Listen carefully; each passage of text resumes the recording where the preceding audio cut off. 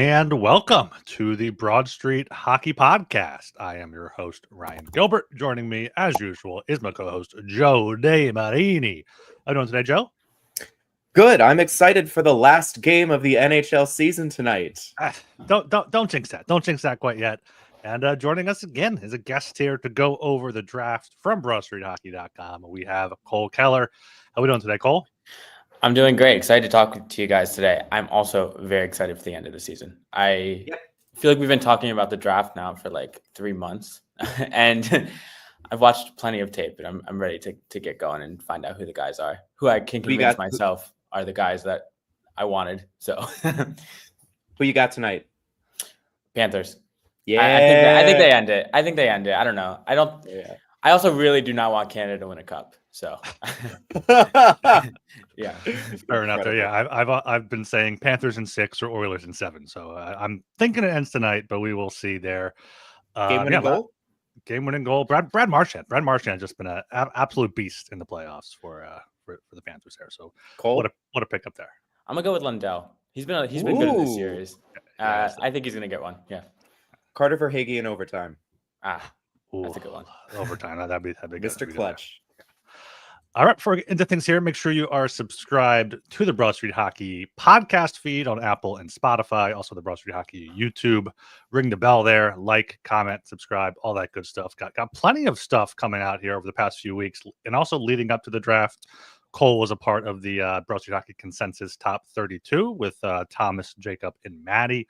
That was a good listen, good watch there. Go back to that. We got some other stuff last week with Jacob. Got some watch-alongs. I think Cole has been on there a few times as well. We got a draft guide for dummies coming up, stuff like that. So plenty of stuff here with 10 days now to the draft. And yeah, it feels like we've been talking about it for 2 months now, 3 months since the Flyers were definitely out of it. Then we know they had 6. We're like, all right, which of these 6 guys are they getting? And now today, Briere said at his presser he thinks there's like 8. There's a top 8 there, which maybe it's Jake O'Brien, not Jay O'Brien, and Brady Martin is his name there. That could maybe sneak up into the top 8 there. But just off the top here, who do you guys want at 6? Who would be your ideal realistic guy? Like, obviously, like you want Michael Misa if he falls that far, but who realistically, Cole, would you be happiest with at 6? I've been saying I want one of the Swedish guys for a while. I want Eklund or Frundell. I do think the ideal guy is Higgins, and I think it's realistic in a sense. But I also, 30 minutes ago, I discovered that the roommate of Higgins at BC is Teddy Stiga, who was picked by Nashville last season. And that doesn't mean anything necessarily. However, I was thinking for a while that Barry Trotz might have a bit of an aversion to a smaller center like James Higgins. But now I'm kind of like organizationally, they probably have had tons of familiarity with him, maybe through Stiga. I don't know necessarily how that works, but I think it might be a higher chance than I thought that Higgins goes to Nashville instead. Because I think if you look at the draft, you go 1-2, probably Schaefer Misa. I think Chicago really likes Frundell. Everything that's come out, seemingly they like Frundell. And then Utah is a weird one at 4. I think they're looking for some kind of physicality, whether it's Martone. It should be Martone, but they also seem enamored with Martin. And then after that, you have Nashville, and I think they're very hard to gauge like where they want to go. But prior to finding that out, I was like, maybe Higgins will slip past them, but I'm not too sure. So ideally it's Higgins. If not, I hope it's one of the Swedish guys, because I think particularly Eklund is, although it doesn't address the center need, I feel very confident that Eklund is going to be a top 6er in the league, just based on what he does. Frundell, I'm a little more nervous about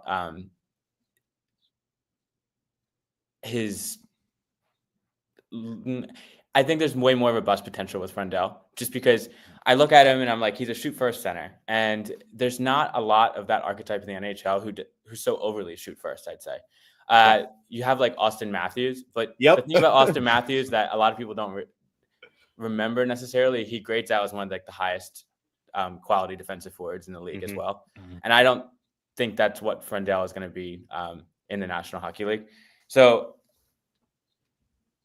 I ultimately end up thinking he's going to end up on the wing anyways. So then I look at it and I'm like, do I think I feel better with Eklund or do I feel better with Rundell? And long term, I think I feel better with Eklund. So it depends on what you like, but that's the end of the spiel for now. Yeah, I'm going to put a pin in that Eklund talk because I do want to ask you about him. Your thoughts on him in the consensus 32 really intrigued me. Higgins has always been my guy. Like he was the number one prospect going into the season. He didn't blow people away in his freshman year, but had a solid year. So he seems like a safe enough, second line center, can potentially be a top line guy. If he's there at 6, I would absolutely love it. But like you said, I did not know that about his roommate already being in Nashville. So that is something there. I mean, we're reading into Desnoyers, the Flyers wanting him because they have Elliott. So it's definitely worth reading into. I mean, there's only so much you can read into before the draft here. But Joe, what are you feeling right now at number 6? Ooh, I mean, I'm with Cole here, and Higgins, I think, is the guy that I want. I'm not as high on the Swedes. I'm lowest on Frondell out of like the consensus 6 or whatever they are. But I thought Higgins was going to fall until you told me about Teddy Stiga. So now I'm like, oh, crap. Because he doesn't seem like a Barry Trotz kind of guy, like a Barry Trotz kind of pick. If it's Higgins versus Frondell, I take Higgins. If it's Higgins versus Desnoyers, I think I'd take Higgins still. If it's Higgins versus Martone, I'm having a real tough conversation because Martone's playmaking is so much better than people give him credit for.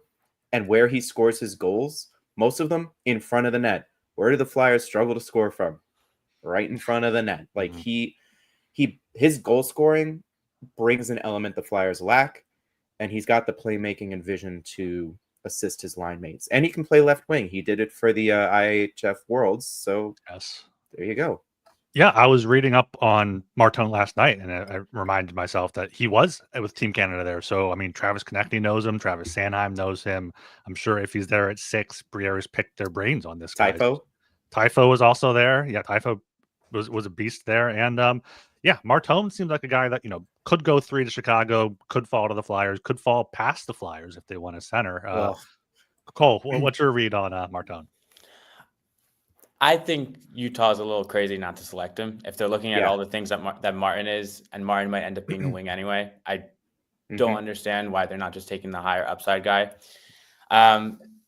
So with Martin, if it came down to Martone or Higgins, I think I would go Higgins. And it's enough. Martone's good enough for it to be a conversation, I would say. And in the presser today, Briere was openly talking about how hard it is to acquire a center and how nobody seems to want to trade them. I mean, obviously that's some GM speak. However, I think part of it is like a lot of it is also true, just because you should there's a line of thinking that you should always go best player available, right? I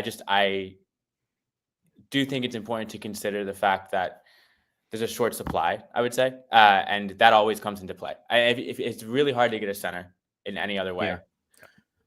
My thought process too, if it's Frondell, Higgins, both of them might be wings at the NHL level. You take the higher skill guy in Higgins, right? Like that's my thought of it. The only guy who looks like he's going to stick is Desnoyers. And then it's, what do you do then? Yeah, I'm not a huge Desnoyers guy either. I feel like I don't love multiple things, and I think it's because I prefer a play driving guy and down the middle. Also on the wing, I just prefer a play driving forward in general. I don't love a team of like Frondell has an elite skill, I would say. I don't see unless that translates completely and he's just a bona fide like shoot first guy on the wing and he scores 40 goals a year. There's going to be a lack of an impact in other areas, obviously, and I don't love that archetype in general. With Desnoyers, it's kind of the opposite. It's almost he relies so much on when the puck gets into the offensive zone and his teammates carrying it in. He's really good once he's in the offensive zone. He's one of the best in the draft, obviously. But do I see like an ultimate 80 to 90 point upside? I don't know, because it's going to be very teammate dependent. I mean, that's everything, but I think with Desnoyers, I have more concerns on that line. Yeah, Yeah. Desnoyers has fluctuated. I have fluctuated on Desnoyers quite a bit because he's in the queue. The queue obviously isn't the best league defensively. And Cole, what you said about having a player that can drive play, that can carry the puck, that's what you want to see at these lower levels. Because like anyone can overpower their opponents or outskill their opponent in the offensive zone, but you want to see them with the puck, seeing what they do, seeing their hockey sense, seeing if they can make plays. And Desnoyers, a lot of people, I think, had him penciled into the Flyers at 6. And it kind of sounds like, Cole, you would be most disappointed in Desnoyers if the Flyers got him at 6. Out of the top 6, not including O'Brien or Martin. Yes, if we're not including Martin, I would say definitely. I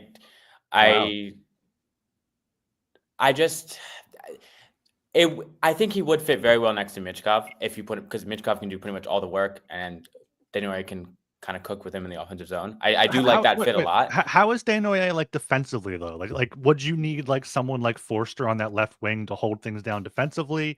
Is there worry about Desnoyers and Michkov both being too offense first potentially? I think Desnoyers is all right defensively. It's more so I don't think he's excellent at like carrying the puck through the neutral zone and entering into the zone with speed. I would say that's kind of my bigger worries with Desnoyers. He was in the elite prospects draft guide compared to Sean Couturier, and I don't necessarily see that. I like maybe, and that would obviously be an incredible outcome. And in that situation, that's not a disappointing pick at all. Obviously, no. If we're getting a Desnoyers without a Desnoyers that is the same as pre-back injury Sean Couturier, then that's a pretty darn good player. Yeah. And that's certainly a number one center. And probably in the top half of the league too. Just considering everything and what Sean Couturier was. Having said that, if you look at the scoring levels aren't there from the queue with Couturier to the queue with Desnoyers, and also the queue was better when Couturier was there as well. The league is so that is one thing that I am a little concerned about there. And then defensively, I think that Couturier was excellent from his junior career to now. So I don't know. I don't think Desnoyers is ever going to be elite defensively, but he's going to be pretty good defensively. And I don't think it's on the same realm of Couturier at all. That's pretty much my answer. Yeah, that seems fair enough. When I asked you about most disappointing, you mentioned definitely O'Brien or definitely Martin? No, Martin. I'm more in on an O'Brien pick. What would you prefer if it's O'Brien versus Desnoyers there at 6? Who would you take, and who do you think the Flyers might take? Ooh. I think they take Desnoyers in that case. Yeah, because definitely. Because they end up valuing the floor of Desnoyers being a 2C. Pretty good. I think that's more I think a high end 2C is more high end 2C, low end 1C with the right line mates is more his ceiling, I would say. And then I think like his floor is a 3C. So there's not a huge range of outcomes there because I think he does so many little things well. With O'Brien, I would prefer O'Brien, and I think that's because I don't know if the Flyers are going to have the chance to pick in the top 10 again for quite a bit. I think if all things go right, they end up not picking in the top 10 for quite some time. And that starts next year. So I prefer to take a riskier bet there and have a higher upside with O'Brien because I think there's a lot of projectability there. There's obviously a concern that he just ends up like a career AHLer because he never can adjust to the pace. Yep. But there's also a way higher ceiling, I think, with O'Brien, where he's more 80 to 90 points than Desnoyers is. So I don't know. I think the Flyers go with Desnoyers along the same logic, just because they will also view it as we're not going to have another chance to pick in the top 10, and we need a center really badly that's actually going to be good. So it's kind of up to how much risk you want to take on. Yeah. Speaking of big swings, we haven't mentioned this guy yet, Roger McQueen. Where do you think he'd be if he was fully healthy? Would he be like up there top 3? Would he be kind of where he is? And do you think the Flyers or anyone in the top 10 might take that swing at him? I think considering Hagen's drop off, and if McQueen would produce to the levels that we think he would produce in Canadian juniors, I think he'd probably be 3 or 4. I do think he'd be pretty high. when you look at the skill set, the big frame plus the hands and the skating ability, I think he would have a lot of people like salivating over him, especially like hockey men. And it would make a lot of sense too for him to be in that Higgins Martone tier of NHL upside. I personally don't love the risk. I think he might be an okay trade up candidate, but I don't know if, especially at 6, or if the Flyers were even down to like 7, 8, 9. I don't know if I would have been obsessed with that as a pick, just because they need this pick to hit. And the back is quite the concern. I think Caden Lindstrom in Columbus has always been kind of comp to him just because of the back injury. But I mean, Caden Lindstrom just played his like first games in a year and a half I think it was the Memorial Cup. I'm not really sure. It was in the late stages of a playoffs. And I don't know if I would be very confident in that development path for a prospect. So it's certainly a risky one. And I think McQueen is a top 5 talent in this draft. I just don't know if I would want to be the team to take him. Go ahead, Joe. I was going to say at 6, it is a risk, but I mean, if Jake O'Brien has the same bust potential as McQueen does, why take that risk at 6 on O'Brien?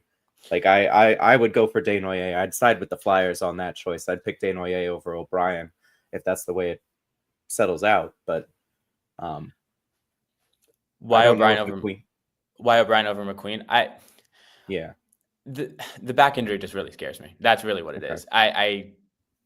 I think McQueen has ultimately a higher bust potential because of the fact that he just might not be able to play. Like that is it the optics of it where like McQueen, like even the casual fan knows like, okay, he might not play the NHL due to injury. Okay, Jake O'Brien, he has 98 points in the OHL. Like he should at least stick as a middle 6 guy. Like is the optics of it like factoring in? I think so. I think that might be factoring in for me a little bit. Will that factor in for the Flyers?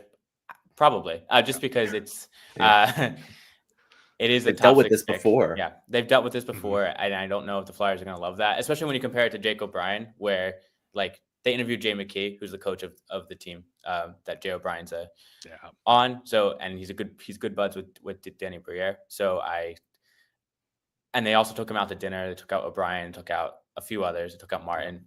So obviously put the stock you want into taking guys out to dinner at the combine, but they notably did not take Roger McQueen out, I don't believe, for example. So it might give a little bit of insight into who they're at least considering at that range.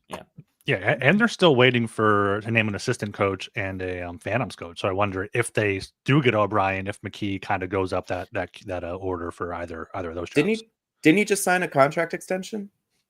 Did he? I just did a quick Google search and there was nothing in the news in the past. Was that 1 week ago? Bulldog, extend head coach Jay McKay. Thanks for fact checking that, Joe. Thanks for sorry. No, please. I do not know my juniors coaches, but I swear like a week ago I saw that pop up on Flyers Blue Sky and I was like, oh, there goes one option. So Okay. Speaking of players going out to dinner, like how many dinners are these players eating during the combine? Like they're just going out with like 5 or 6 different teams, maybe like it's like a buffet. Maybe just getting an appetizer or something in each one. Yeah, I saw a point that they were like they do all the dinners and then they do the workout on like the last day of the combine. I'm like, that's rough. I would want to do it before. Yeah, that's backwards. Yeah. Fill them up. You got to work it off. See how they do. There. So something about Frendell, like you said, he might be a winger. Ultimately, he's playing winger when he was in the SHL, playing center with Eklund at the junior level there. If you know he's going to be a winger, is he worth going top 6, or would he fall down more to where people have Eklund now around 10? I think he would fall down a little bit more. However, in my ranking, I still think the shot will put him like in the top 5, top 6, just because it's a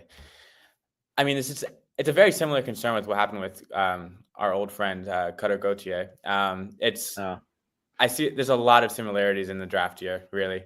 Concerns about sticking down the middle, the archetype of what Frendell is going to be or what Gauthier is going to be in the NHL. There's not really many of them down the middle, and if they are, they're exceedingly good defensively as well. So they're not really one-tool players. So I do think, I mean, Gauthier went 5. There's not a lot of comps to Frondell, I don't think, in terms of recent draft history. So I think he would stay around that range, to be honest with you, because I think people would still bet on his shot being the best in the class, because I don't think that would change. Yeah. Yeah, and then speaking of Eklund, he is probably one of your top targets if he falls into the double digits to trade up Oh, for yeah. maybe McQueen as well. Carter Bear has been a lot of talk about him. Is there anyone else that you could see the Flyers potentially trading up for? Maybe a defenseman? I know you wrote about today defenseman to look at 22, but is there anyone in that lower teens range? Maybe, 16, 17, the Habs have 2 picks if they want to trade back that you would trade up for? Yes, I would consider it for Cole Resny. I think he's a fun player to watch. He's very good at seemingly everything on the ice, and I think that his performances in whatever Team Canada's played and all of his junior competition have been like very, very good. He's been one of the best players on the ice for Team Canada, and I when it was him and Brady Martin at U18s that kind of had all the momentum. But really, it became Martin more than Resny, and that confused me a little bit because I think like Resny, ultimately, I would rather bet on Resny being a impact NHLer than I would with Martin.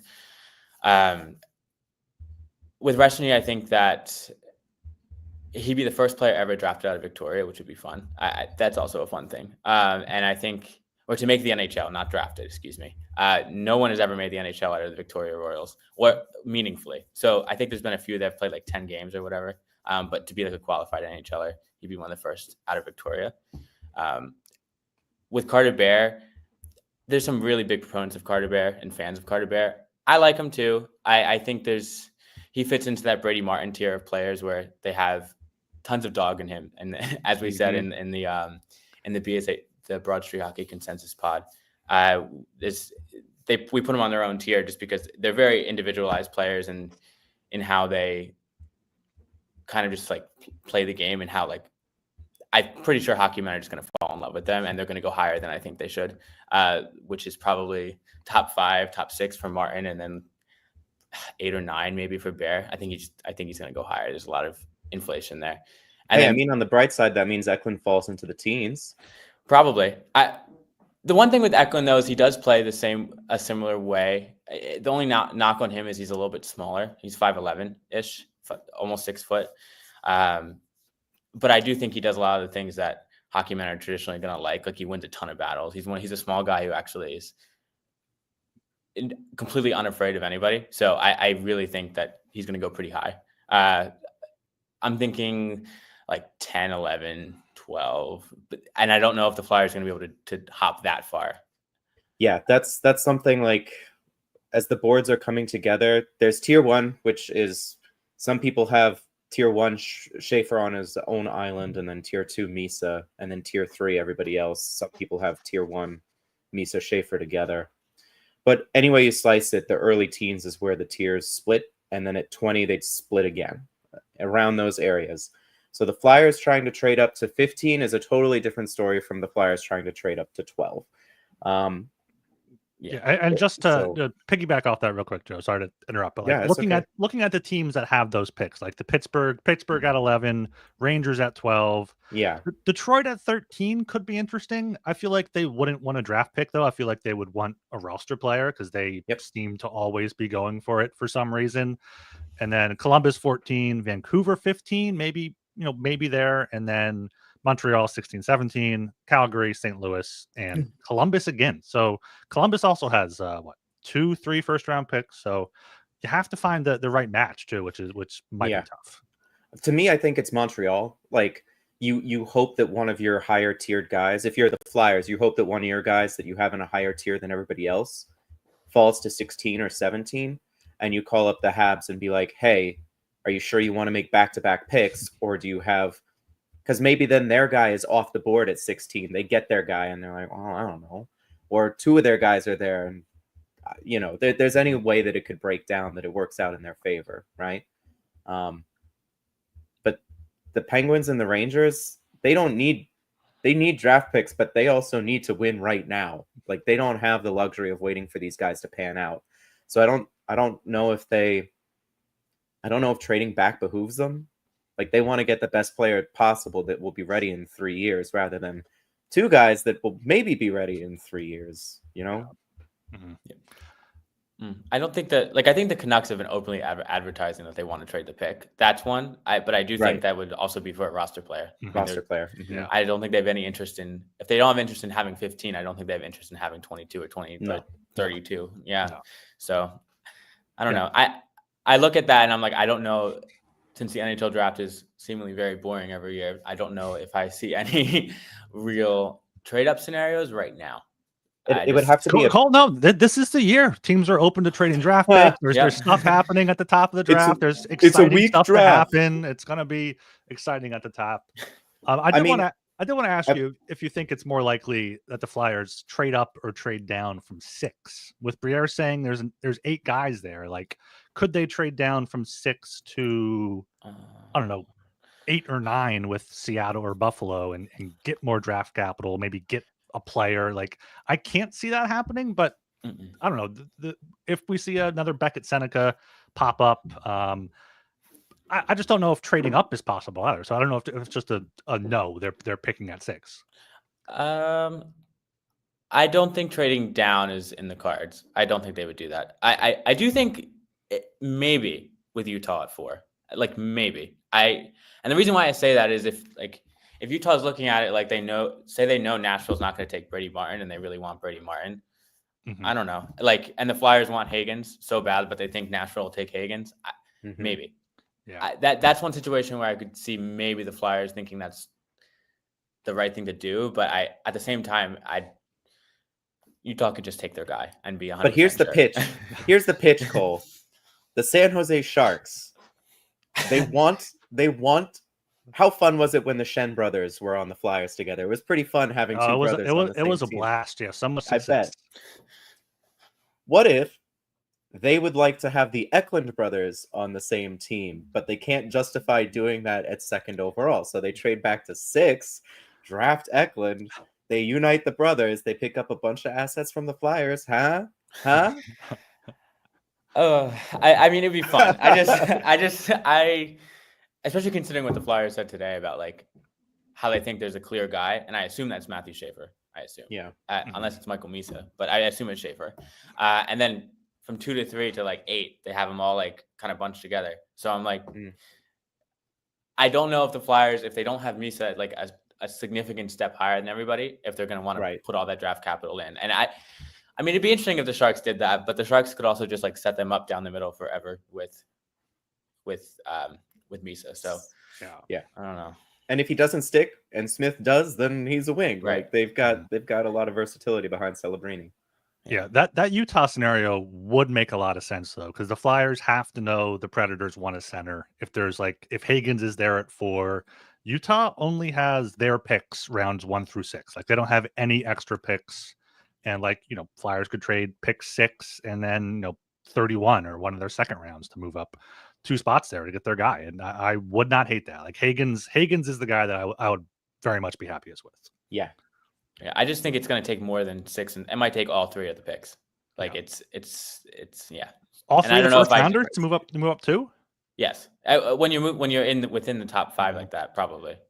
Yeah. Yeah, it's very rare for a top pick to get traded. So there's not many comparables there. But yeah, let's talk about your article you wrote today, or it was published today, about defensemen you're potentially looking at around 22.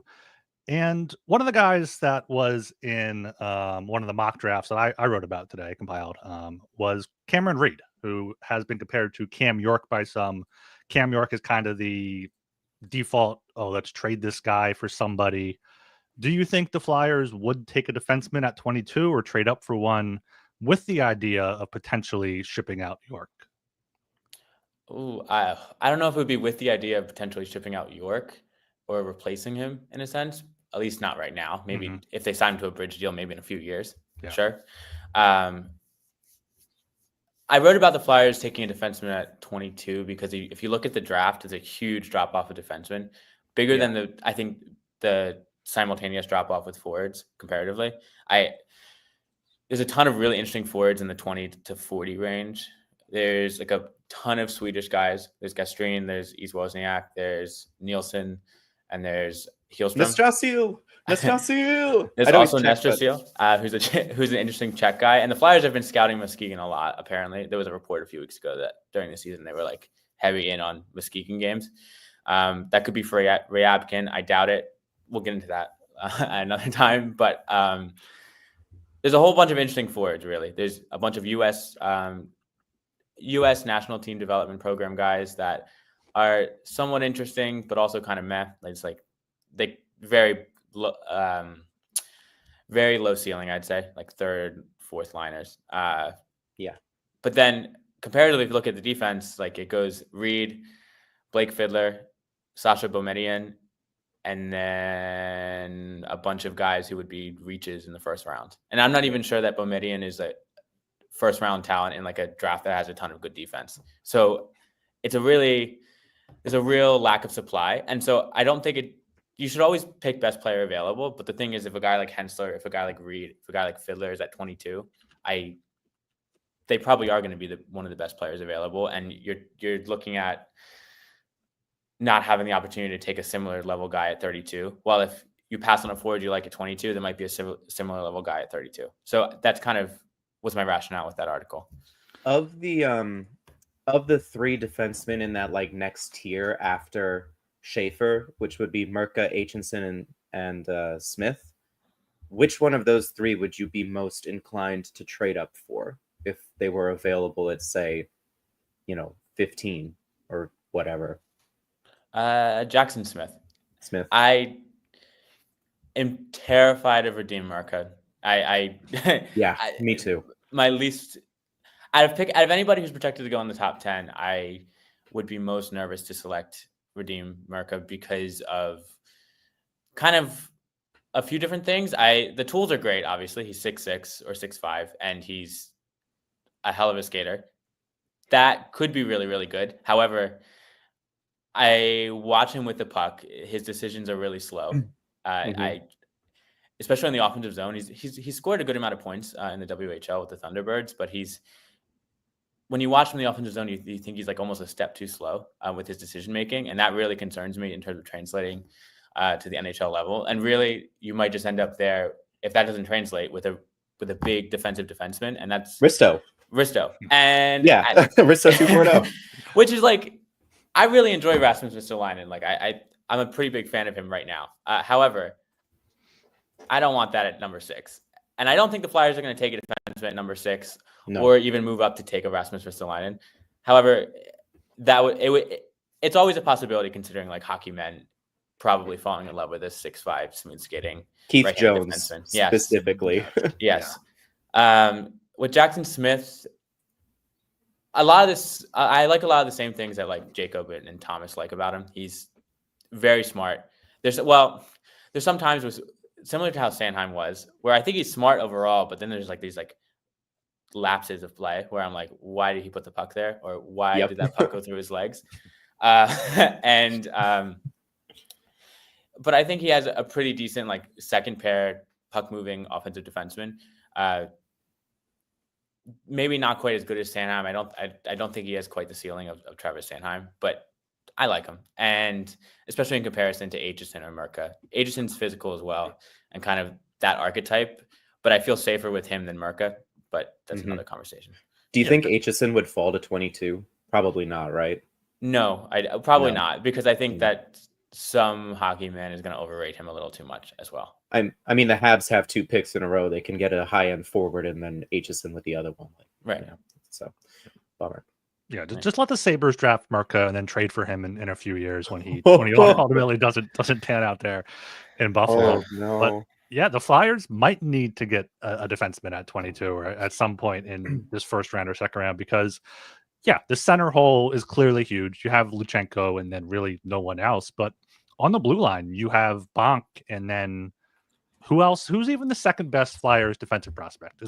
Is Hunter McDonald considered a prospect? Is it Spencer Gill or is there anybody? Like there's no clear number 2. if we're not counting Emil Andre, then yeah, it's probably Spencer Gill, which is I like Spencer Gill, and he could be really good. It's just he's a project in the queue, and he beefed up, man. He did. What, like 40 pounds? Yeah, I liked him in his draft year too, not just because of that, but just because I think he's a pretty good puck mover for that size. But yeah, when your second best defenseman in the pipeline is a project in the queue, it's a bit of a concern. Yeah, so especially if the Flyers get like a Higgins or even a Desnoyers at center at 6, like you have Luchenko and one of those guys that can be your hopefully top 2 centers, if not second and third line centers for the future. And then you go out and get a defenseman at 22. Because like even on the blue line right now, like the Flyers have 6 NHL defensemen, but I mean, Sanheim's locked in. Risto, his health is a question mark. His contract is probably going to be moved at some point. And Cam York is like the main remaining RFA besides Jacob Pelletier, who's going to get a short-term deal. Do you guys think the Flyers are ultimately going to get York to a bridge deal, or do you think they're going to sign him to a 6-7 year deal? I think they're going to get him on a bridge deal. I think Cam York is going to. I think that his representation and him are going to be smarter than that and realize that in the cap environment that it wouldn't be a good idea, especially for a good puck moving second pair defenseman on a good team. I think that's what he probably is. I think the level of salary for those kind of guys is going to like spike, especially if the cap goes to 110, 120 million in the next 2-3 years. So yeah. I mean, we talked about it earlier in the Slack today that the Sanheim contract already looks pretty good, even though a lot of people didn't particularly appreciate it to start with. I mean, so Danny Briere didn't appreciate it. He tried to trade him. Yeah, well, it didn't make sense given where the team was and also how hanging by a thread Chuck Fletcher's job was at that point, and they were allowed him to sign an 8-year deal. But, it is what it is. I think I'm with you. I think they end up on a bridge deal, but I would love to see like a 7-year, $6.5 million contract. I know that seems like a lot up front, but he's the right age. That'll take him into his early 30s. It's just going to look better as time goes on. Even if this is his plateau, he's still a good second pair defenseman. And how much are those going to cost in 2-3 years when his bridge deal would be up? Like, but he'd be foolish to sign it. I think. Oh, sorry. No, I was just going to ask you questions about the draft, Cole. Oh, yeah. I want to chime in something on York first. Okay, Like people are like, oh, Jamie Drysdale still has time to develop. Andre's still young. Cam York's 1 year older than those guys. Like Cam York can get a lot better. So Sanheim did. Like locking him in long term to be your second pair left defenseman would be great. But I think he's smarter than that, and his reputation is like, all right, give me a 2-year deal, and let's see where the cap goes. Yep. And if he doesn't get any better, you sign him to the deal you would have signed him to anyway, because that's what his market value will be. And if he improves, you're signing a good player. Like, what are you mad about there? Like, if Tyson Forster ends up being if he pots 30, 35 in his next 2 seasons and you have to sign him to more than you would have sooner, that's not a bad thing. It means you're signing a good player. Like, it's not the worst thing. But Cole, what I wanted to ask is in that next tier down of defensemen, which is maybe Reed, Hensler, Fiddler, maybe Boumediene, depending on who you talk to, who of that group would you want to take at 22? I think Reed is going to be taken higher because people are going to value the offense. And I think, especially after, I'd say like almost a bit of like a Lane Hudson effect, like the small, like puck moving, good dynamic with his skating defenseman. I think that that kind of archetype is going to be taken by somebody in the mid-teens. Probably not the Habs, but in the 15, 18, 19 range, I think somebody's going to take a bet on him. Who I think is actually going to be there for the Flyers to take. I feel like I've been saying this for a couple of weeks now. I think Blake Fiddler is going to end up being a Flyer. It reminds me a lot of Oliver Bonk, and both how he plays the archetype and also how the Flyers draft. If you look at it in the Bonk draft, it was very high pick, a higher risk pick with that was the Michkov draft. Yes. Mhm.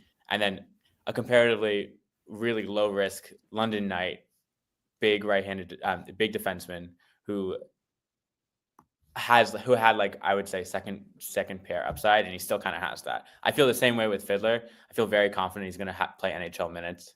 And if the Flyers take on more risk and say they take like an O'Brien at 6, or even a Higgins, if you think that's a risky pick, I think that they might counteract that with a defenseman that's pretty low risk. But and who's your dream pick of those defensemen I just listed? Who's the one that you would want the most? Like, assuming if Cam Reed's your guy, he falls for some reason, or if Hensler's your guy or whatever. It's Cam Reed. Cam Reed? Okay. Yeah, it's just because I really, really don't think the Flyers have had like a truly offensively dynamic defenseman in a long time. Well, at least since like the second year of Ghost, unfortunately. So it would be a lot of fun. And I really, really, out of this draft, especially in the late first round, I just want like fun players with many cams who are really good at one thing. Always so many cams. I just want a fun player with like really high end skill in one area. And I think that comes with his skating, really. So, yeah. The more I think about it, the more it does make sense for the Flyers to get a defenseman because, like I said, it's just bonk. Like, and the NHL seems to be trending more towards like defense by committee. Get a bunch of second pair guys. Like we see that with Florida, we see that with Vegas. Like, sure, Bouchard's great offensively, but he's not great defensively for Edmonton. Quinn Hughes, I mean, the Canucks were good last year in the playoffs. We saw Cale Makar, win a cup, but like you need the depth on defense, and the Flyers just don't have that in their system. Yeah. Like I think like for me, like you can like operate with a bunch of like 1Bs and like high end second pair defensemen at this point. Yeah. And I'm fully there. Yeah. Like Sanheim's a 1B. I think both Ekblad and Forsling in Florida are 1Bs. Like they're not like top tier in my opinion, but I look at Vegas too. I know Pietrangelo was like your prototypical number one defenseman, but by that time in his career when they won a cup, he was like, 34, 35? Mm-hmm. He wasn't that guy. It was him. I mean, Shea Theodore ran the power play. They got Noah Hannafin, but Hannafin isn't a number one either. I wouldn't trust Shea Theodore as a number one either. Like they are all elite, but none of them is that prototypical, this is Victor Hedman who does all of the things well, or this is Cale Makar who does all of the things well. Mm-hmm. So I think the by committee thing, if you get a bunch of number twos, that's a pretty solid top 4. Yeah. And like what we were saying about like it's hard to get a center in a trade or free agency. It's hard to get a Quinn Hughes in a trade or free agency. So it might be worth getting that Cameron Reed with the high upside because Gustav Forsling was on waivers at one point. Like you can get these second pair, third pair guys that can hopefully play above their level for you. So like you want to get these guys that are not available. Like the only place to get these guys are in the draft, and then you control them. And that kind of brings me to my next point of a goalie. Like you can't get a goalie in free agency. They very rarely become available via trade, at least the best ones. And you got Ravensburgen, you got Ivankovic, you got a few Russians there. Where do you sit on the Flyers potentially taking a goalie with either pick 30, 32 or in the second round, Cole? My gut feel on 32 is no. But at the same time... Whoa. Hold on. We just talked about the Panthers winning this at the top of the show, winning tonight. This is pick 31. Yeah. 31. Okay. My gut feel at 31 is no. But then again, I check myself with the logic there, and I'm like, I think I'm getting a little caught up in it being a first rounder because if the Flyers' next pick is at 37, and I would feel fine with the goalie being taken there. But like 36? Take the goalie... Or 36. Take the goal you want at 30, 31, or 32.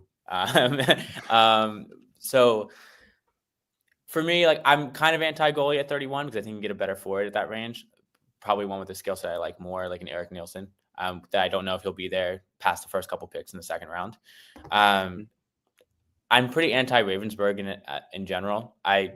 There's red flags there for me because he's only done this one season in the WHL. I worry when you watch him that there's not a ton of like hugely impressive saves. I think Jacob talked about this last week, where I think he kind of gets in the way a lot of the time. I'm not very good at evaluating goalies. I won't claim to know. However, I much more prefer going with a guy like Andrianov. I just wrote about him today. Actually, it's on It's on the website right now. Like and subscribe. It's so much fun to watch. As I said, I very much prioritizing players that are fun to watch. He is a goalie that he's a Russian goalie. He's playing in the MHL right now. He tied for the highest ever under 18 save percentage in that league. That league has very notoriously high save percentages. Like his save percentage was like 942, so it was very high. Don't expect that at the NHL level, but he is a very aggressive goalie, which is fun. He is like 5'11", 6 foot, so he's kind of like UC Saros size, but he cuts off angles and he's pretty positionally smart. It's just sometimes the aggression is a little too much with him. So he's probably my favorite goalie in the draft. If you can teach him to like tame that aggression just a little bit, I think there's a really athletic, positionally sound goalie there, which could be a lot of fun. And it would also add to the Flyers like Russian factory of goalies that they've had. I mean, Kolosov was legit prospects at the time. There's Kolosov, Fedotov, Zavragin's pretty darn good. And they all were taken in the 3rd round and later. So like Fedotov was a 7th round pick. I think Kolosov was a 4th or 5th round pick. And Zavragin was a 3rd round pick. So I'm not a huge fan of of expending capital that high in the draft on a goalie, when I think that like, even like if you go back to like goaltenders of recent past with the Flyers, like Hart was a 2nd round pick, a late 2nd round pick. Ersson was a 5th round pick. So all of these guys could be had in the 50s or 60s. So I'm not sure I love using a high 30s pick on one. My only reason that I would consider it is that because they have 7 picks, that's a lot of skaters. If they make all of those picks, that's a lot of skaters to get ice time to. Like I'm not delusional. I don't think they're all going to make the NHL, but if they're in the AHL, that's still a lot of guys all the same age that need ice time. If you get a goalie in that mix, it's a 1st round pick, but at the same time, do you need another skater who's going to get ice time? The other thing we haven't talked about is what if they trade up from 31 into like 24, 25 to get another guy? That's also a possibility. And then the rest of the 2nd round, their picks are staggered in such a way that if there is a run on goalies, they're poised to make that pick. They don't have to trade up into the 2nd round to make that pick, which happened in 2023 to get Carson Bjarnason. They didn't have that 2nd round pick because I think it went to Buffalo. I think it was with Buffalo for the Risto trade. And they had to trade up to draft Bjarnason because there was a run on goalies. If that happens this year, they're kind of set. If they might be the team that kicks off the goalie run in the 2nd round, which would be funny. And as far as the Russian goalies you brought up go, Andreyanov, there's another one. I just had his name in front of me. Frolov. Yeah. The Athletic, a couple weeks ago, Corey Pronman ran his Draft Confidential, and where he talks to executives and scouts and all that jazz. And one of the executives said, if we felt comfortable drafting Russians, because most people have only seen the tape, they haven't seen these guys live, we would rank him in like the late 1st, early 2nd round. The Flyers have a competitive advantage there because they do have boots on the ground in Russia. They are not as beholden to taking a goalie early because they've seen this guy. They know what other NHL franchises do when it comes to Russian players, one would assume. So if they wait until their last 2nd round pick to take a goalie because they know he's going to be there, right? Sure, why not? They probably have a better read on the situation than we do because they know which franchises will take Russians, which won't, which do have live viewings and which don't. So What's like the top tier of goalies? Though? Like you have Ravensburg, I kind of expect the Predators to take him, especially because that's the pick they got for Askarov. So makes sense to do that there at 26. And then you got Ivankovic could be in the 1st, early 2nd, and then the Russian guy there, Androdov. Like after those 3, are there guys that would be worth taking in the 2nd? Because the Flyers have 36, 40, 45, and 48. But then not again until 68. So keep an eye on Medvedev. Keep an eye on Medvedev, not in the 2nd, but he was the London Knights backup goalie, so they know him. So in the 3rd or the 5th round, if he's kicking around in the 5th, 6th, 7th round, maybe keep an eye out for Medvedev. Yeah, I would I would keep an eye out for another. I'm not sure if there'll be any more guys taken in the second round. I think those are including Frolov. I think Frolov might be there. He might be towards the end of the second round. The Flyers have one early third rounder. That might be where, if they're going to take a Frolov type, that they might take him. A few other goalies I would look at. I was going to say Medvedev as well, but then there's one more. His name is Petteri Rimponen. He is a Finnish goalie.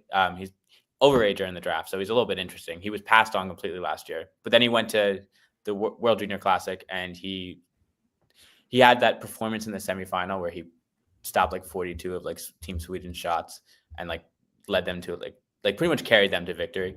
But he also only had like a 1.79 goals against throughout the tournament, and he was really, really strong in the Liga throughout the year. So I think Elite Prospects has him in the top 100 of their draft guide. So I wouldn't be very surprised if Rimponen's also on the board, especially because he also is the Flyers have some familiarity with him, I think, because it's the same team in Finland that Heikki Ruohonen.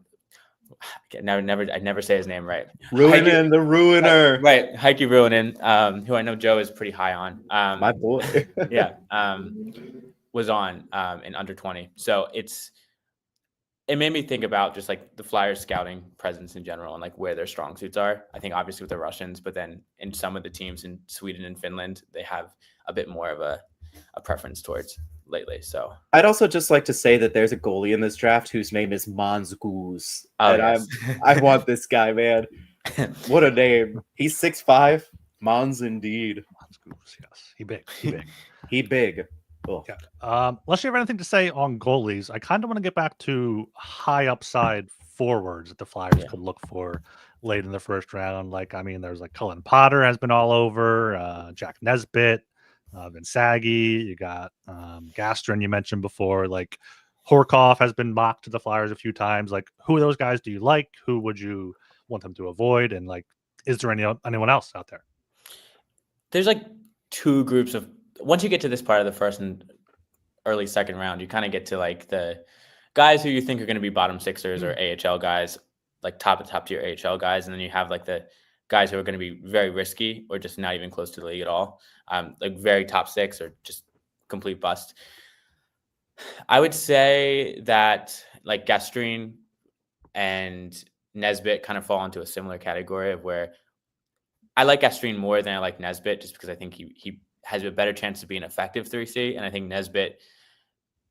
Nesbitt's absolute ceiling is a 3C, 4C type. I'm not sure I love him just because he doesn't do anything like exceedingly well.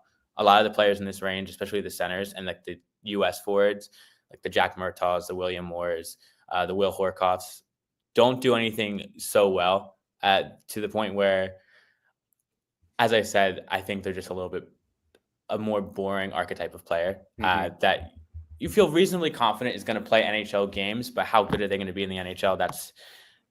I don't know if there's any real impact there. A few of those guys I like more than others, but that's kind of here or there. So it doesn't really matter with that. But in terms of high upside guys, I love Eric Nielsen, and I also love Jacob Izwozniak. Izwozniak particularly, he's a frustrating player to watch, but he has one of the best shots in the class. And I would prefer late in the rounds and at this point in the draft to just take a swing at a guy with a high end attribute. Just because if you can get the rest kind of ironed out and he can be passable in every other way, then maybe you have something there. Maybe he's Tyson Forster. Right. And I think the Flyers can take on a unique, as you were saying, Joe, they can kind of diversify themselves, not just by position with the 7 top 50 picks, but they can also diversify themselves in terms of risk assessments and floor, like how they think about the ultimate, like how much they should swing on each pick. Really, I think there's a lot of room to take on a ton of risk is what I'm saying. So again, I'd say just pick a lot of players with high end attributes in maybe one particular area. And then if you want to take one or two floor, like if say they make all 7 picks, if you want to take 1 or 2 players with a higher floor, like a Milton Gastrin or even a Jack Nesbitt, that would be good too at like 32. I think like maybe this is every draft, but because we have so many picks, it kind of makes it weird to talk about. But at 6, we have our guys. Like, right, you and me are on Hagens. Cole, Gilbs, are you a Hagens? I'm on Hagens. You're a Hagens guy. I'm a Hagens hag. Yeah. Like it's oh boy, I love that. Like it's easy to pick a guy, but then when you get to 22, 31, specifically 36, the rest of the way down, who knows what the hell the board is going to look like at that point. Like I'm a big fan of Bill Zonin. I think Zonin is great. I love this guy.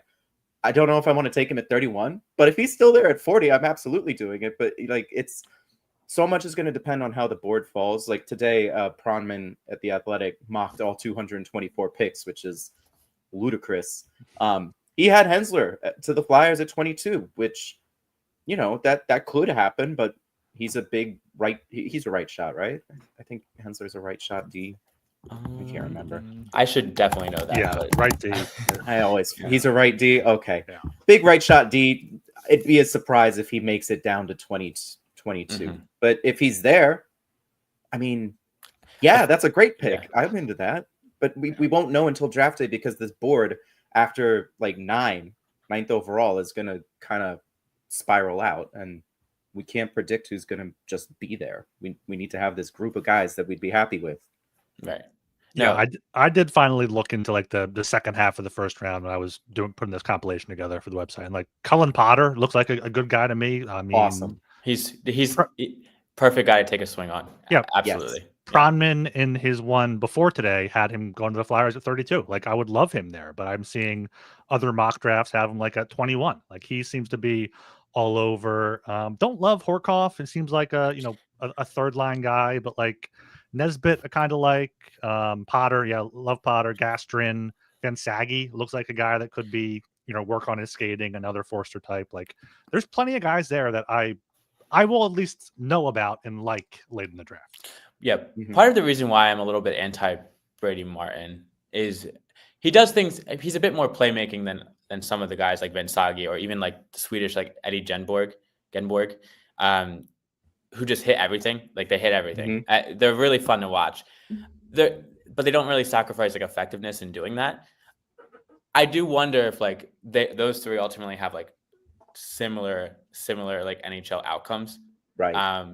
Especially if Martin shifts to the wing. That's why I'm like, yeah, I don't know if that is the right pick to take with you one of your last top 10 picks, hopefully in a while. So that's really like, I like Van Sagi and I like Genborg to the point where I would use one of the second rounders on them, and maybe even 31 if you thought that they weren't going to get there to the later picks. So I don't know.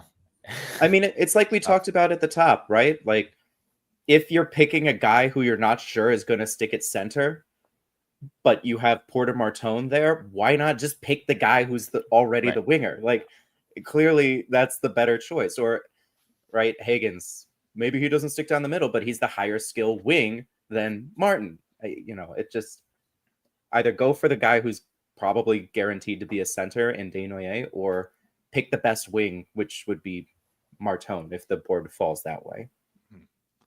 Yeah, there's two Russian guys I want to ask you about, Cole, that you probably know which two I'm talking about. You got Rybkin there, but also Prokhorov.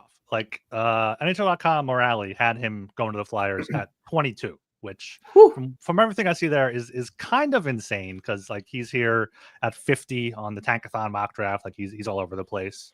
Do you think the Flyers would take either of those guys with one of their second round picks? With a second rounder, maybe. I definitely don't. I think 22 is a little overzealous. I really would be. I would be shaking my head in the draft party about that one. Because yes, they do have extensive scouting in Russia. However, I do think that's getting a little overconfident just because Prokhorov is so raw in a way that sure, maybe there is some high end skill there and he's huge and he kind of goes right to the net. I think we talked about this on the consensus draft thing. He kind of goes right to the net, parks himself there and hopefully forces the puck behind the net through like sheer will. And that to me is not something that will work very well on the NHL level unless he figures out some other skill that can go with that. Everyone's just Protas pilled after watching Alexei Protas pop off for the Caps and his younger brother pop off in not the AHL, the whatever league he's in. Yeah, I would be very concerned about that pick. That'd be immediate in my head, like that's gonna not work. So at 22, Hopefully not. Yeah, if they take him No. at like 40 something, I'm like, okay, sure. It's Sure. a highly skilled, a decently skilled Russian who's big and can skate. That's fun. Ryabkin, I am very much hoping the Flyers do not take.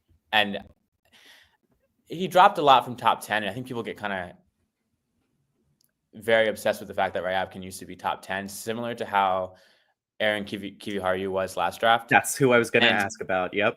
He's not the most, like Kiviharju, if you check in now, is like not that effective of a prospect and doesn't have that much of a NHL projection right now. I mean, that could change, of course, but when you're looking at a player like Ryabkin, there's many reasons why I think a lot of teams are going to go away from him. But in a Flyers perspective, like today, they said they were looking at high IQ players. If those are the two biggest boxes on their board, Ryabkin's immediately off. I mean, he went to the combine and apparently didn't impress anybody. He really left a negative effect on everybody, apparently, even in the interview process. And I don't think, considering how much we know the interview impacts the Flyers' evaluation of players, especially like character-wise, I don't know. I don't want to like speculate on like the character of anybody, of course, but all the signs and the reports coming out, I'm like, there's no way the Flyers are going to go in on Ryabkin, even if I think the skill set is all right. If he was there in the 5th round, would you take that gamble? Yeah, at that point, whatever. What about the 3rd? Maybe. Yeah. Maybe. Yeah. Maybe. I want to see the Flyers take bigger swings. I think, get your guy at 6, get a guy at 22 or trade up. But like once you get to that last pick in the 1st round, 2nd round, like take some big swings because they've shown that they can find guys that should be bottom 6 NHLers later in the draft. Like 2 years ago, they got Barkey in the 3rd round, Knubel in the 4th, Ciernik in the 4th. Barkey is more than a bottom 6er. If he's absolutely. Stick in the league, but Barkey's like the ideal look. He's going to be a middle 6er. He's going to be a 3rd liner on like a cup contender. He's not going to be more than that, I don't think. But I think the way I try to frame it is always it's top 9 or bust. If their game doesn't translate to a 4th line role, they either have to be a productive 3rd liner, and as we've seen this year, 3rd lines win cups. Like the Lundell, Listerine, and Marchand line. A couple years ago was Yanni Gourde, Barclay Goudreau, and Blake Coleman. Before that, it was the PKB line on the Penguins. Like a 3rd line can win you a Stanley Cup. So I look at it as top 9. The skill translates to that kind of role, or they're busting out because they can't handle the energy line that the Flyers are trying to build on the 4th.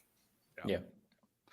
All right, we're here over the hour mark here. If you guys are still listening, make sure you subscribe on YouTube, like, comment, all that good stuff. 5-star rating and review on Apple and Spotify as well. I think we're through most of the quick outline we threw together. Is there anything else you want to touch on here, Cole? Any players we haven't got a chance to mention yet, or any ideas? Are you all talked out? I am a little talked out, but I do think a lot of the stuff that Jacob likes, like he likes Ben Kendall, he likes Malcolm Spence. Those are the other 2 guys I was going to bring up. I think Spence is great. I mean, Spence, it came out a couple of weeks ago at the combine that he had like some kind of like infection on his tongue that like grew to the point where like he couldn't eat like solids for like weeks. I know. No dinners.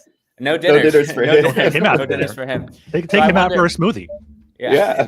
He lost a ton of weight apparently during the course of the season. So I do wonder if that affected him. It certainly probably affected him. And he's kind of tumbled as a result of his season a little bit. Wasn't as good as some people thought. So he's a guy who I think was more slated to go in like the high teens. Which guy is this? Malcolm Spence. Spence, okay. And that he's probably going to end up in like the low 30s, late 20s. Oh, Tankathon has him going to the Flyers at 22. I'm not sure. That. I'm not sure how good Tankathon is for the mock draft or who they use there, but yeah. Well, I do have one last question for you, Cole, before we sign off. Do the Flyers make all 7 picks? If no, how many do they make? Sorry, 7 of the first 2 rounds because they have a 3rd, 2 5ths, and a 7th. Yeah. No, they don't make all 7. I think they make 5. 5. I think they trade a 1st and they trade a 2nd. To move up or for a player? For a player. I think they trade for a player. I think that they're gonna be like, that's a lot of prospects, like as you said, and there's not enough room for them all. So Briere said that like in one of his pressers at the end of the season. He's like, 7 picks is a lot of skaters to get ice time. We gotta think of this from the logistics standpoint. How about you, Gilbs? I think five's a good number. I'm not sure if they trade for a roster player. Hopefully it is a Rossi player if they do, but I think 5 is a solid number. I think they trade up from 22 and then maybe that's it. Maybe they use 2 picks to trade up. Well, then they're making a pick, so that would be 6. If they use 3, okay, use 2 extra picks to trade up. They trade 22 and 2 seconds to move up to 15 or whatever. All right. Yeah. I'm saying they make 6 then. All right. 22 and 1 of the seconds to move up. Cole, do you know when you guys are doing your mock draft with you and the prospect people? We should be doing our mock draft next Monday, Tuesday, around 11 a.m. noon. It's something like that. So a few days before the draft, we'll be doing that. I think that's the last of our video content before the draft, unless Thomas is doing a shift by shift of somebody else. Yeah, Thomas will wake up and be like, "Oh, it's 8 a.m. Let me do a shift by shift of some random guy here." Yeah. Yeah. All right, cool. Thanks for joining us here. Where can people find you on the socials? Anything else you want to promote? Yeah. I guess the only thing to promote is my Twitter, I guess, that I don't use very often. So it's at ckeller29. I should get off the site, should move to Blue Sky, but right now I'm on Twitter at ckeller29. Come on over to Blue Sky. I know Joe, we can find you on Blue Sky.